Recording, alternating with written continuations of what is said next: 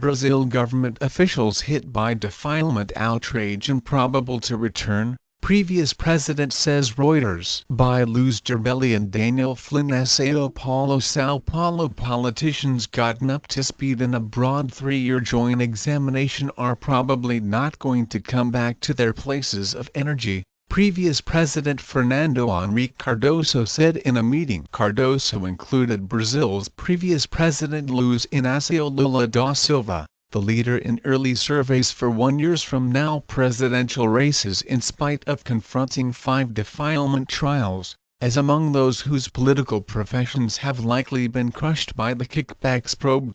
It is far-fetched that the general population touched by the debasement outrage will come back to the authority they once had, said Cardoso, an originator of the Brazilian Social Democratic Party PSDB, which backs the present Focus-Right government. Cardoso, himself confronting allegations in the examination, likewise said the significant social and established changes now expected to genuinely tidy up Brazil's framework will require some serious energy. Brazil's greatest unit examination, known as Operation Car Wash, has turned up confirmation of degenerate practices as of late as June, proposing political kickbacks at state organizations carried on in spite of the confinement of scores of effective agents and politicians. Car Wash has assumed an essential part in Brazil since it lifted the cover, which was important. In any case, that won't resolve things promptly. It is a procedure,